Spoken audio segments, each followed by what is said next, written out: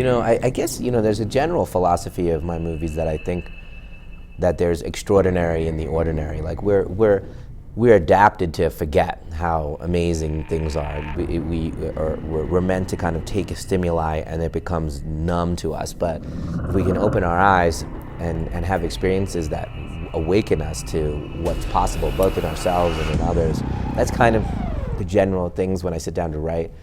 I come from that category of that we're more spectacular than we think. And is it possible to be the supernatural? Is it possible that the ordinary is much more special than we think?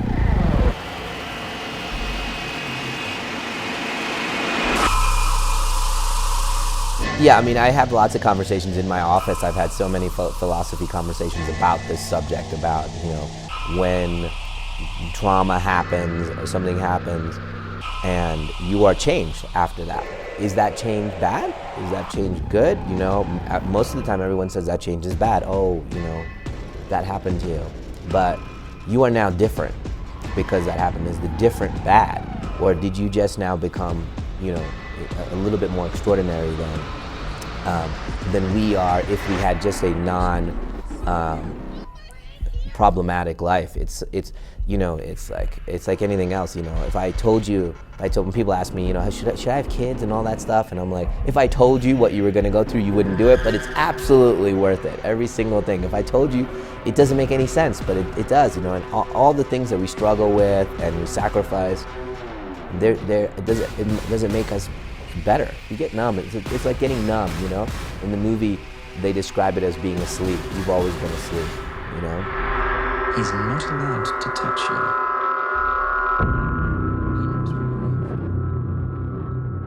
He listens.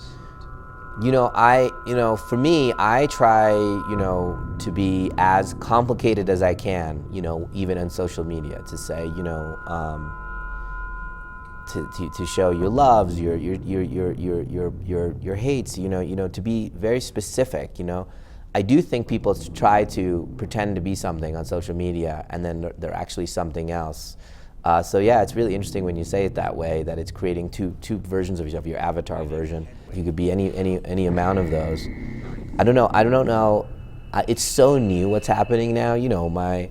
My kid who's 20, when she was, there was no real internet when she, there wasn't like that. In fact, there wasn't even an iPod. That's how fast things have moved just in her lifetime. It's changing so fast. I'm sure everyone feels as fragmented as this.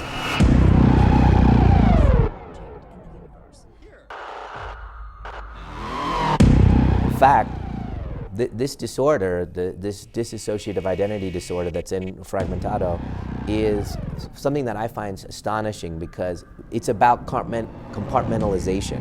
That I'm having this experience, and then when I go and have the next experience, this experience didn't bleed into the next one at all. Whereas let's pretend we had a fight, right? And then I have a lunch, I'll still be thinking about the fight that you and I had, it bleeding into that. They don't have that, right? They're incredibly, boom, they can focus. And in many ways, the great athlete, the great actor, the autistic kid who learns the piano and two can play Beethoven, that's compartmentalizing. They've learned to go like that. And in this world where we're never stopping with our phones, it's the opposite of compartmentalizing. We're letting everything bleed into everything that we do. That's unhealthy, I think.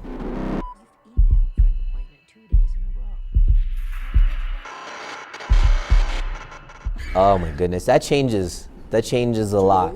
Today, I would say there's three. Can I give three? Three is Unbreakable, Lady in the Water, and Fragmentado.